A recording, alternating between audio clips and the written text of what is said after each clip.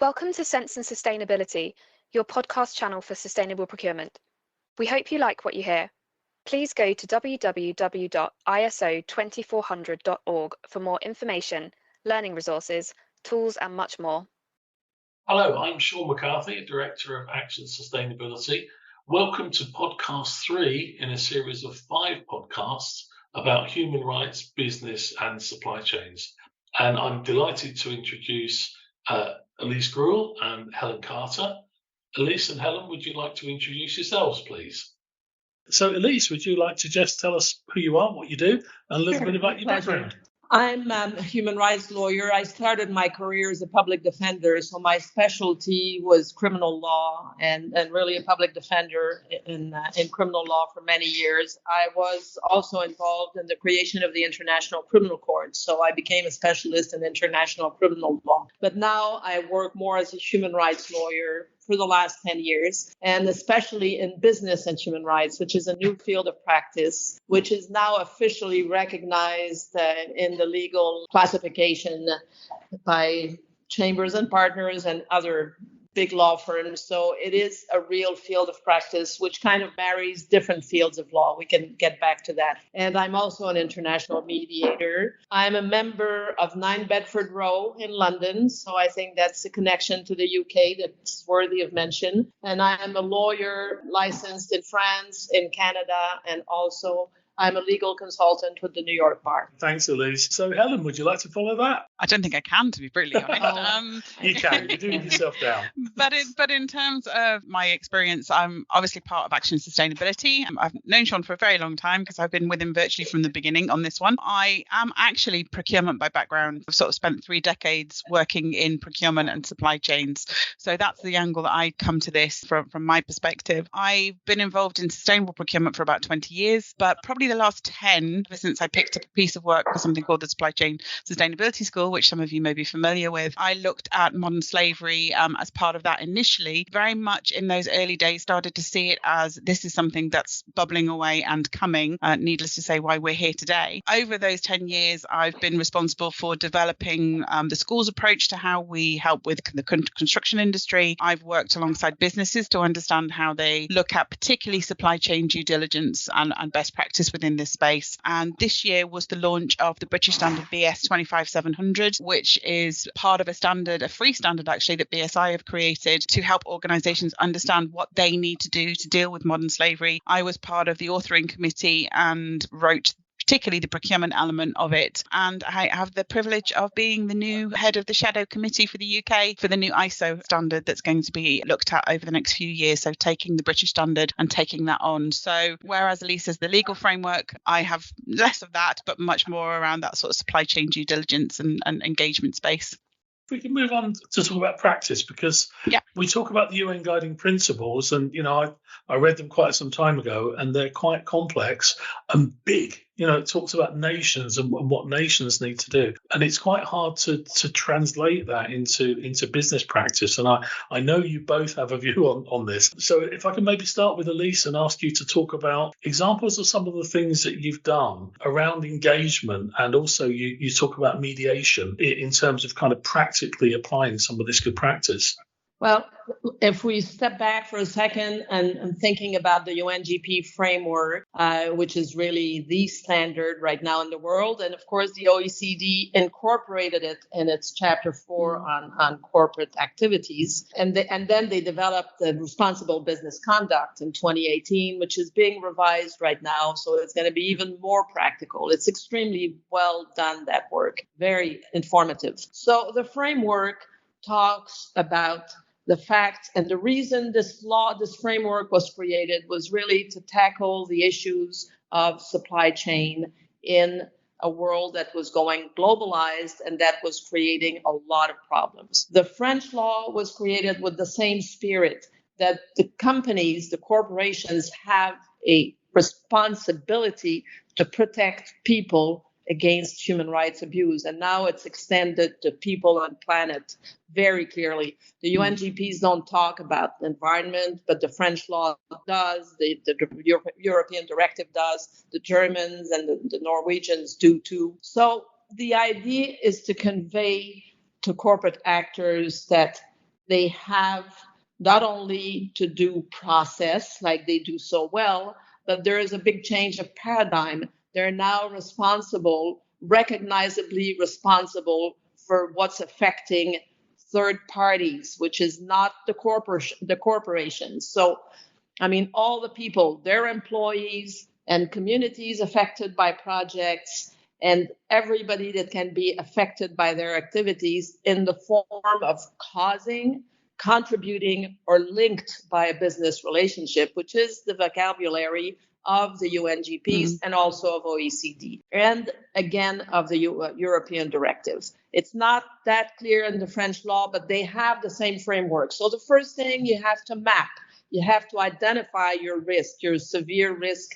to human rights, and then you have to prioritize them according to your activities. You're not responsible for risks that would have nothing to do with your activities, like natural disaster, for example. So, of course, you might be responsible for taking care of your people afterwards once there's been a disaster and all your factories are destroyed, but that's not the core of these due diligence law. So you have to look at your activities, your regions of operation, your sectors, and map the risk and classify the risk and hierarchize the risk. And then you have to prevent them.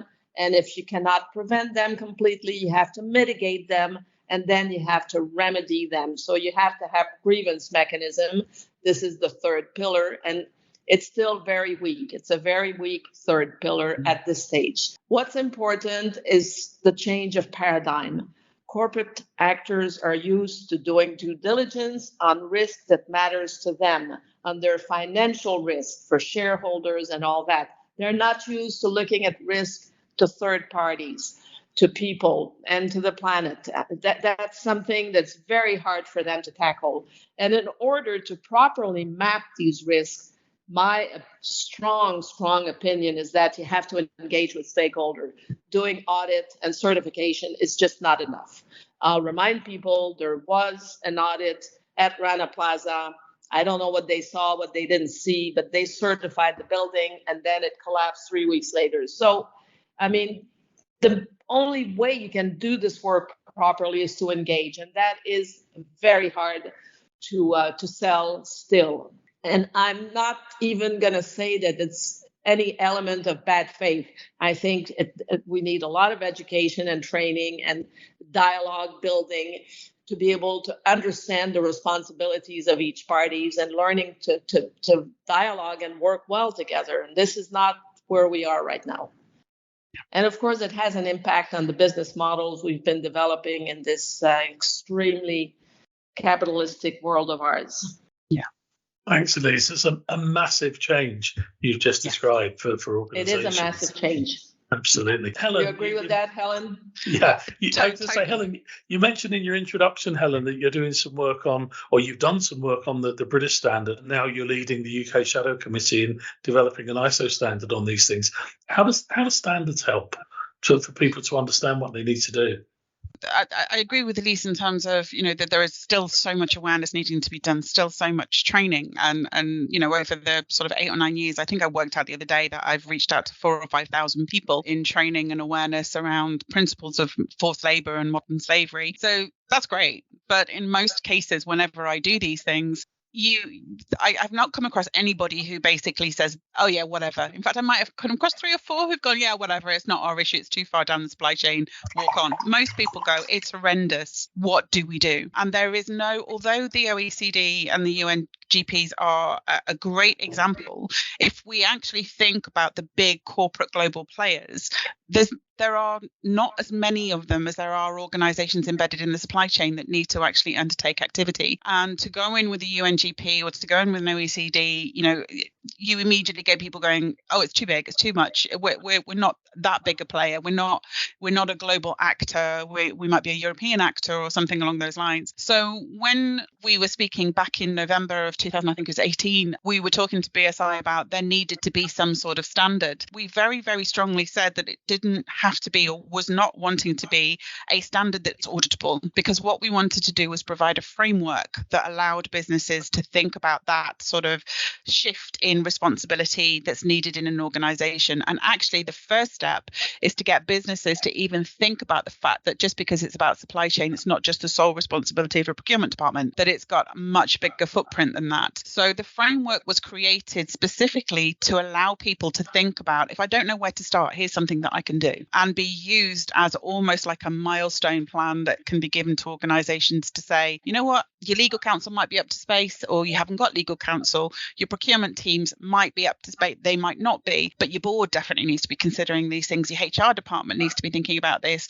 And actually, your procurement is going to have a massive shift. And I think that's one of the biggest shifts that we need organizations to think about. It's getting all these actors in play, which is great. But from a procurement perspective, if it's not a brand, or if it's not something like a Tesla or an IBM, and they're definitely, managing to shirk a few responsibilities at the moment, you've still got challenges of businesses that are trying to deal with commodities that they don't understand, supply chains that they don't necessarily have any support to be able to manage. So it was getting them to think about, actually, procurement is a minute thing these days. Negotiating a cost reduction actually is almost becoming the least important thing of a procurement person, although I'm sure they'll tell me I'm wrong. But actually, there's this whole bundle of supply chain stuff that is now becoming part of that role that businesses are really going to have to try and adapt. So the standard was never created as an answer to say it ticks all your boxes. And we did strongly look at the UNGPs and the OECD to make sure that it aligned with that thinking. So it's very much about trying to sort of not dumb it down, but align it so that businesses can think about a practical way to implement that and use the framework as a long-term investment in how they can approach these issues. So transparency is a huge issue within all of this, isn't it? I think you both talked about due diligence and supply chains, and certainly in most organizations, supply chains go deep and wide, all the way down to smaller businesses. And maybe Helen and then Elise, if I can ask you just to expand your thoughts on that, because certainly in my experience, this is an incredibly challenging and very expensive thing to even understand. Who's in your value chain? I mean, in some sectors, it's better understood than others, but certainly in our world, Helen, in construction, it's very hard to understand below tier 1 or 2 exactly what's going on. And it comes down to the procurement models. It comes down to, and this is an interesting thing that Lisa's talking about, the definition of a business relationship. If you actually take that definition of a business relationship, you can probably stick it at, I know who my tier 1 is, and I know a lot of companies have gone down that. I know who my tier 1 is, and then gone, I've mapped my supply chain, and really not even understanding the basics of going beyond that. I think it's kind of interesting because I've looked at other sectors like the textile sector and cocoa, where you'd expect it's a single product that you're buying. Therefore, it's really straightforward for you to be able to map your supply chain and take responsibility. But I've spoken to the textile organizations who go, we can't map beyond tier 3. We're still struggling. And it seems to come down in the main to where it's a price sensitive item. And unfortunately, that's where you see most of the exploitation. So most exploitation and human rights issues are usually in areas where it's mass extraction, mass growth.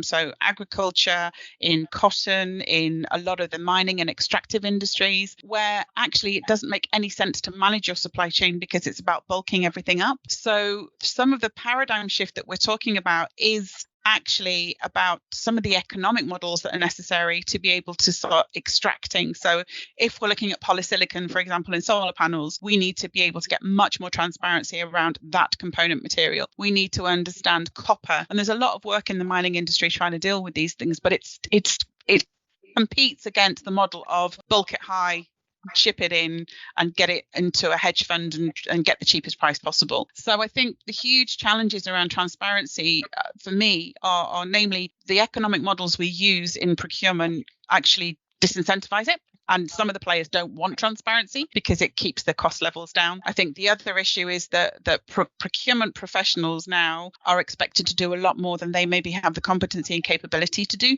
around that specific. And it's a little bit of a Wild West. Talking as a consultant, I shouldn't say this, but it is a little bit of a Wild West in terms of people creating quick fixes and due diligence being seen as a compliance issue. So I'm going to give you a piece of software that will tick every box and give you a compliance that you have an assured supply chain. And the conversation needs to move to something much more responsible, which is almost like a find and fix. Our due diligence system is about not complying to say we don't have issues, because you will never do that, but that we have a responsible approach to managing our supply chains, preventing it, mitigating it, and then remediating it when we find it. They're massive changes for businesses to think about, and a huge challenge against transparency, I think, that businesses are finding. Yeah, and because of their habit of dealing with their own due diligence about financial matters, they are used to ticking the box. They're using compliance officers, and that's what they do. They do it very well, but it just doesn't work for our kind of problems, the problems we're trying to tackle. If you take modern slavery, it's always hidden. So there's no box you can tick, because if you don't dig, you won't find it. I mean, You have to look for it very actively. So that's why you need to develop tools to look for it, and you need to raise awareness. How do you find it? Where is it located? What are the red flags that are enabling you to become aware and very active and looking for this phenomenon in your supply chain? The good news is that the supply chains that are covered by these laws do not stop at tier 1. Yeah. There was a lot of debate in the French law, and it's clear that it's the head office, but it's also its subsidiaries and its suppliers and subcontractors. And it's the same thing for the German law. And it's the same thing going even deeper for the European directive. So people, again, are going to have to work together to tackle that. I mean, you have NGOs that are so good at knowing the groundwork, the land, the area around these projects, and that you have unions that have contact on the ground that can relay the information. So if you want to find the information, I do believe you can find it, but they're not looking for it. They're just applying a formula of ticking the box and saying, look at all we do. And yes, they do a lot, but these are processes that do not produce the kind of result that we're in hope of achieving with all these laws. And it's kind of a bit of a waste in many instances of doing all that work and not getting to any results. And I mean, the NGOs are becoming sharper and sharper, and they're really on the watch and demanding results. And that's what I call societal pressure.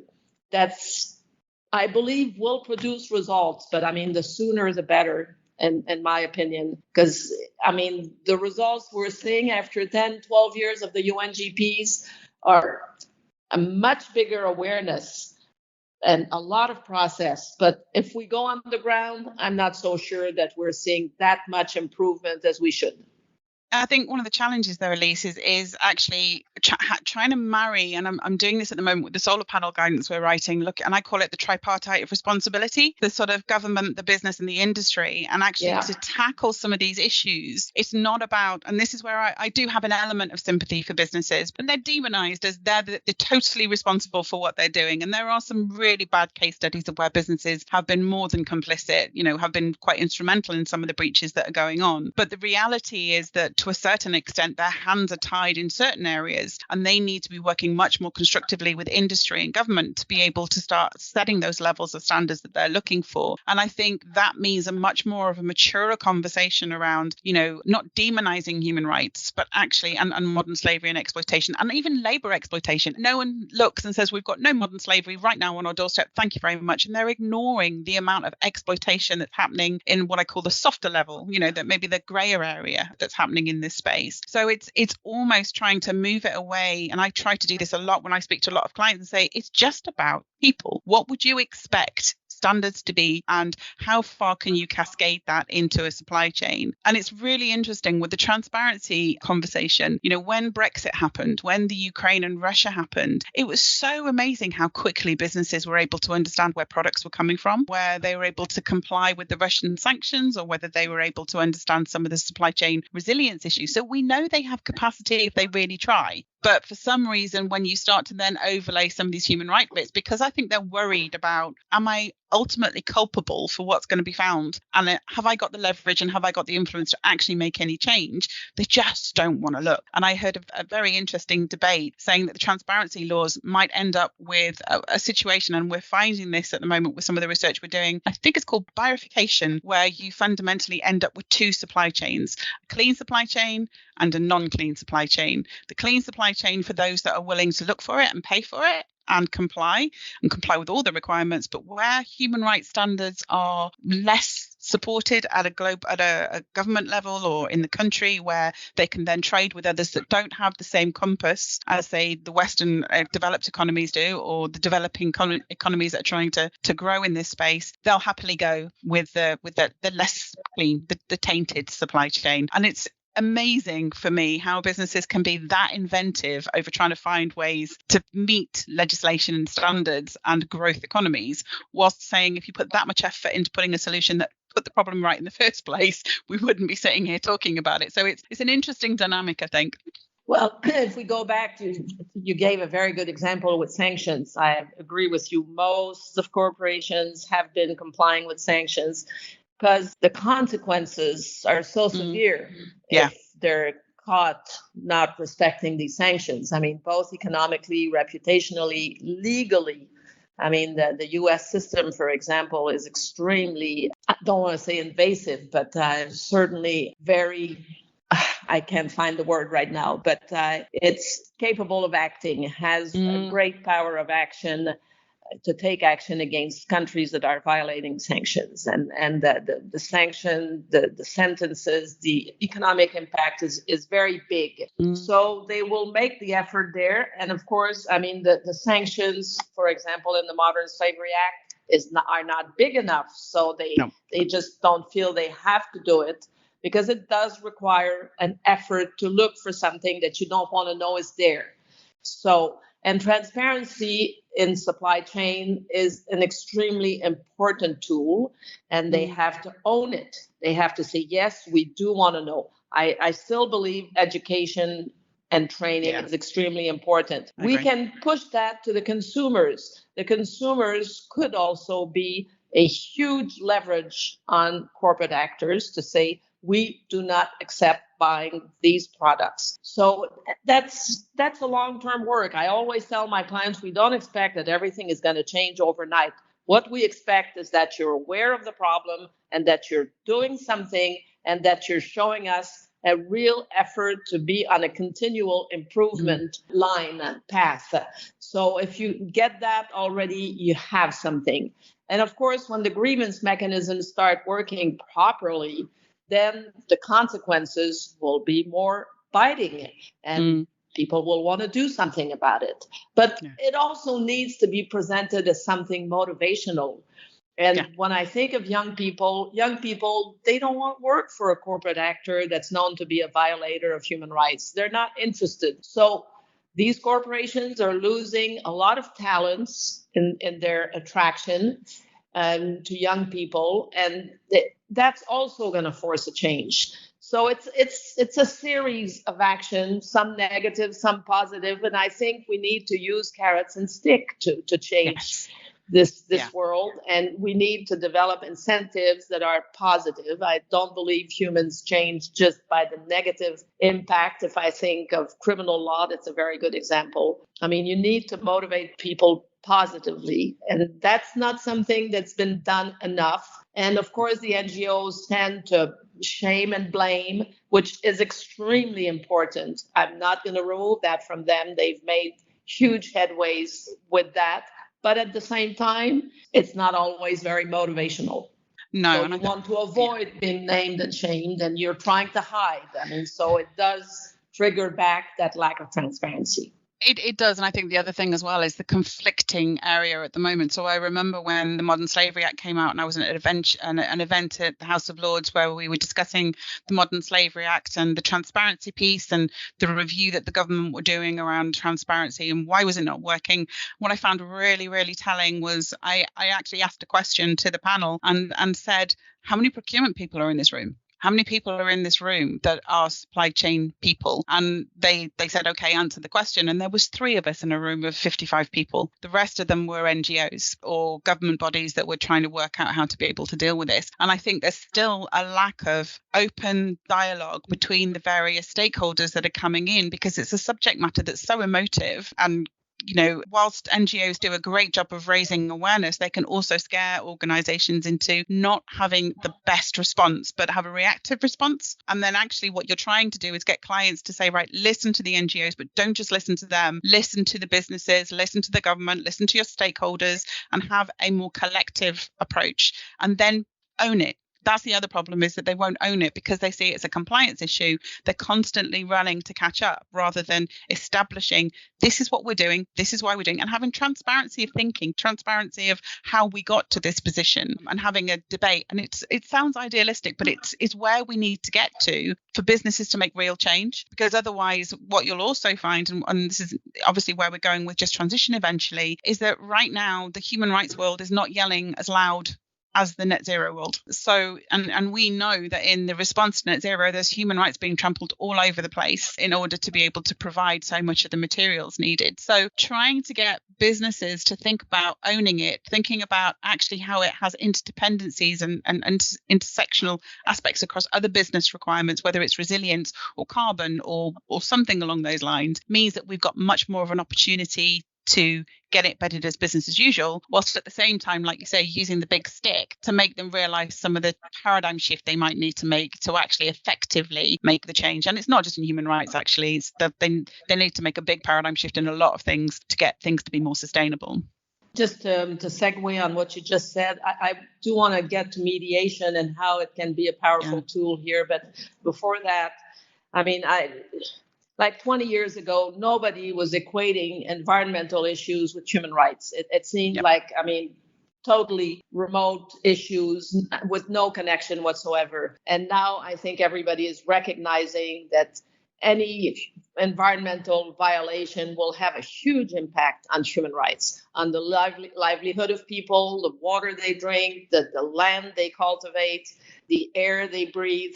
And also when they're being moved out of their land, like a lot has happened in the mining sector. I mean, it has an impact both on people and the planet. So I do see very encouraging sign of this nexus being finally made in a powerful way. And we see it translated into these laws. These laws are all talking about, environment and people. It's different from your measurement standards that need to be established to control climate change. This is another area of environmental law that's just as important, but it's not the one that touches the people directly by the activities of corporate actors. And where mediation, and I would say before mediation, facilitation of dialogue and building consensus is so important. And there are so many people that are capable of doing that. You need to bring all these people together to talk about these issues, put all the issues on the table and say, we have this problem. How can we tackle it? How can we solve it? The solution will only come from building a positive dialogue in a space that people feel safe, they can open up, and when they're consulted about the solutions. Like, in mining projects, that's a good example. You had human rights impact assessment. They were conducted by engineers before digging a big hole that would change the life of a community forever. They were mandated to consult, but their definition of consultation was, to say the least, strange. So they would bring their report to a community in a far remote land, like in Peru, it happened a lot. And they would say, hey, people, we're coming to consult you. We have the 600-page report, fantastic report that gives us all the information about what we're trying to do. Please look at it. We'll come back in 2 weeks or in 6 weeks, and we'll discuss it with you. People didn't have the technical knowledge to be able to understand the first thing about the report, often the language, and they were not represented by people who had that expertise. So this was what you call a consultation that doesn't grant a corporation the social license to operate. They might have the legal license, but the social license is basically non-existent. And over the years, indigenous people, a lot in South America, started waking up with the help of unions and NGOs and human rights defenders to say, enough, we're not going to accept that. So it's evolving. And I often tell corporate actors, your best friends are these human rights defenders. Instead of finding them as a nuisance or an enemy of your corporate world, they detained all the information. If you talk to them, you'll know what's going on. If you keep trying to avoid them, you don't know what's going on. But I think what's quite interesting is, again, there's a real sort of gap here in terms of, where you've got these global organizations and corporates to a certain extent. They have human rights departments. They have people who can help understand how to translate that. You get further down into some organizations that are not playing on such a bigger scale. And, even the basic understanding of what human rights is not clearly understood. So, people understanding that, and I was working with one housing developer, helping them look at what they needed to think about in their human rights, and actually going through, the value chain, actually thinking about equality, thinking about, forced labor and exploitation, thinking about access to land and privacy, all of these sorts of aspects is probably still so new, and some will pick it up with other things that get talked about, like social value. Oh, equality and diversity, social value. Right to employment is social value. And when you get down to the main, most people get so confused by terminology. What's human rights? Oh, immediately lack of education and awareness, as you've said, Elise, immediately brings you to the sort of politically correct environment rather than the actual reality of what human rights are. And I find that really fascinating when you try and get businesses to stop and take some time to think, well, what are human rights? What are the things that you should be considering, and how do they impact your business? And how do they impact you? How do they impact your everyday life and your family? And I think below the corporate veil, below the sort of the IBMs and the big global players, there's probably 10 years worth of behind in terms of advice, guidance and knowledge in this space. I think that's a big problem. I'm stepping on to you're raising political correctness, which is certainly a big political issue right now, both on the right and on the left. I mean, it's absolutely preventing people from even having a decent conversation. Yes. It's so true in the US, but I believe it's true in the UK also to a certain extent. This issue has been translated by corporations adopting great policies. They are very good at adopting policies, codes of conduct, talking about inclusiveness, talking about diversity, and even equality that needs to be seen. But so they think that by doing that, equality, inclusiveness, and diversity, they're tackling all human rights. I mean, these are important, but they do not cover like massive violations like modern slavery and all the other violations that we encounter. And so there again, I mean, political correctness has produced that result of a real impulse to do better against discrimination. But I tell them, there's a difference between, and that might be interesting to talk about that, between doing good, like in CSR, corporate social responsibility. You can have a magnificent policy, you're doing good work, but that's not what human rights due diligence it's all about. It's about doing no harm, making sure you're not causing harm by your activities. It's very different.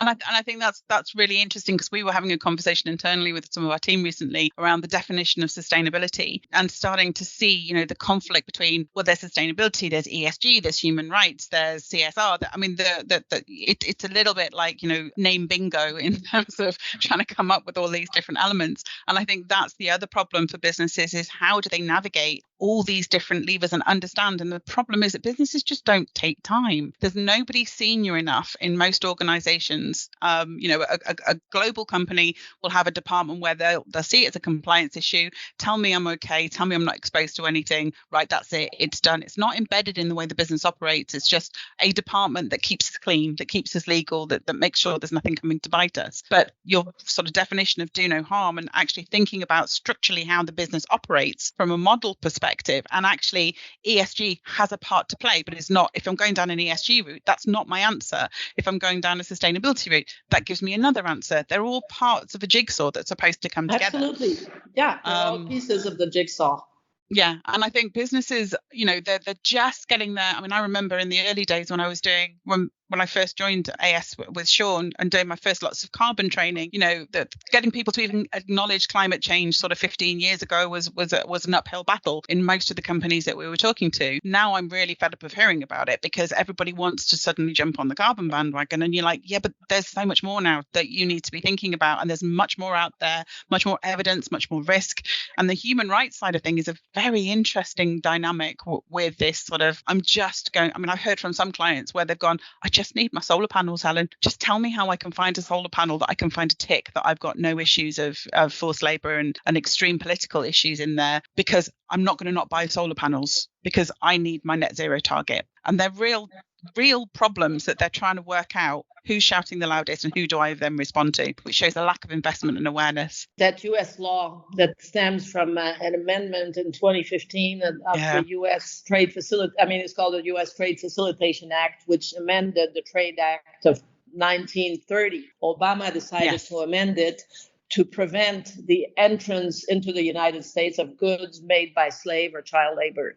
It used to exist, but it had a caveat where you could surround it. If, for example, let's say chocolate, you proved that consumers wanted chocolate, you couldn't produce enough chocolate, so then you could accept chocolate that was produced in very discussable conditions and very troubling conditions. But he stopped that with that law in 2015. And it gave a lot of power to Custom and Border Patrol and NGOs who can raise it. And there's a report that's being done by the Department of Labor every month, a very thorough one on a yearly basis, but they improve it every month with new information. Yeah. So during the pandemic, they decided to confiscate the gloves, the medical gloves coming from Malaysia, thanks to the extraordinary work of a fantastic human rights defender who's British, called Andy Hall. And Andy has been working in Malaysia, I think, for 10 years, and he really showed the link that these gloves that were so direly needed by the medical community during the pandemic, that they stopped it anyway. So when it comes to Uyghur, it goes even further because there's a reversal of burden. It's presumed that goods that are coming from that region are, made by slave labor. So to free them from the custom holding control, you have to demonstrate that they were not. It puts a big burden on the company. But that's a very efficient measure because if you don't know if your goods are going to come into the U.S., well, you do want to take your precautions because then you could get all your shipment impounded, and you don't want to see that. So it's having all these instruments together that is powerful. You don't have one that works better. You need to have them together. But if I come back to mediation, mediation is an extremely supple tool, a flexible tool. If you can bring people around the table and you have an issue, you try to look at creative way of solving the issue. The mediator doesn't impose conditions. The mediator facilitates looking for solutions outside the context of courts. And of course, it's much more efficient because it goes fast. You can always say, let's say we've solved 90% of the conflict, 10% is going to go to court because we need a decision on a legal issue. But you will have appeased the people. They will be appeased coming out of mediation. They will have more of a desire to work together, and your rights holder and victims will have a fast solution that's been negotiated in their favor.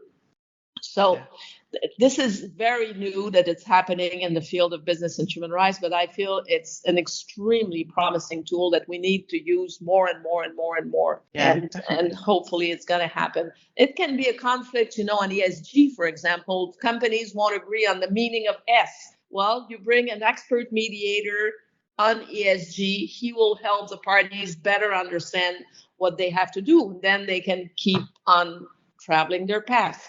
So it's a very creative tool. That's how you have to look at it.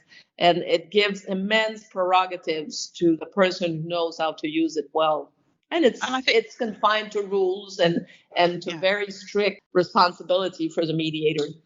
And I think that shows a much more mature responsibility to really trying to get to the root cause of what the issues are and making sure that everybody feels they've got something from it. If it gets to a courtroom, you're not in that position to do it. It's really, is it the black or white of the law? And we know with something like human rights, there have been opportunities, what I tend to call the strategic litigation against the IBMs, the Dells, the Nestles. And there's one at the moment, I think, with the Findlay Tea Company where, that there are these civil cases that are being brought against the companies. And it depends on which jurisdiction you're in and which law you're applying to, whether it actually gains any traction or not. And actually, on a personal note, sometimes I like these cases because it starts to show how serious these things are becoming. Yeah. But at the same time, I sort of realized that actually something like a mediation is much more of a better way of being able to respond to this, because it actually puts the people undertaking the activity in the eyesight of the people who are being very negatively impacted by what's happening. And it putting a person perspective puts much more of a real application of solution to it, I think, which is really, really important. So I like that approach. I don't think I see much of it in the UK. The only case it's totally new. It's only starting to be developed. I mean, very few people are doing it. In a nutshell, a court case, you have a winner and a loser. Yeah, exactly. And with all the consequences of winning and losing. In mediation, the philosophy, if it's a win-win process, everybody is winning. That's the difference. Yeah, very much so.